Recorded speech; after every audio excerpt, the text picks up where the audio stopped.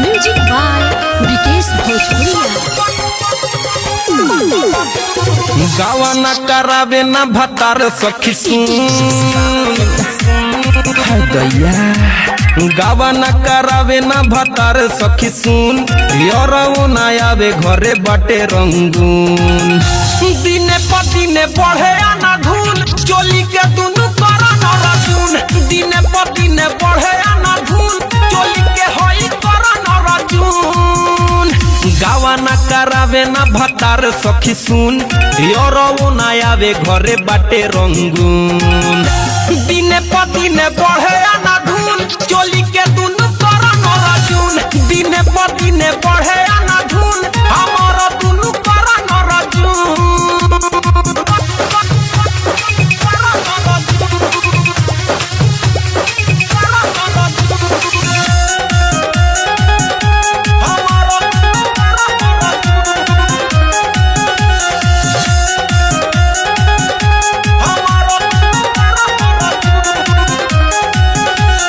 दिने दिने साइजे कर 2 इंच बढ़ता केतना ही लोगावा के नजरी में गड़ता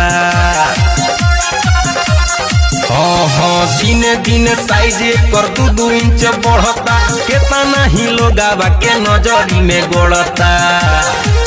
है बढ़ के बवल से भइल बयलून कौन उपाय करी लागतावे घूम दिने पदिने बढ़े आना धून चोली के दुनु करा न रजून दिने पदिने बढ़े आना धून हमारा दुनु करा न रजून दिने पदिने दिने दिने दिने बढ़े आना धून हमारा दुनु करा न रजून। म्यूजिक बाय विकेश भोजपुरिया।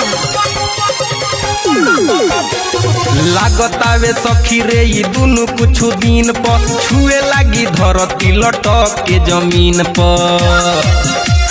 हाय दैया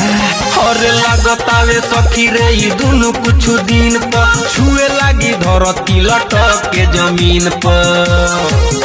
अरे अखड़िले तकिया दिहिले रोजे धुन कहिया ले भतारा मनाई हनीमून दिने पदिने बढ़े आना धुन चोली के दुनु करा न रजून दिने पदिने बढ़े आना धुन चोली के होई करा न रजून गावा न करावे न भतार सखी सुन यरऊ न आवे घरे बाटे रंगून दिने पदिने बढ़े आना धुन चोली के दुनु करा न रजून दिने पदिने बढ़े आना धुन चोली के होई करा न रजून हाय रे हमर करण अर्जुन।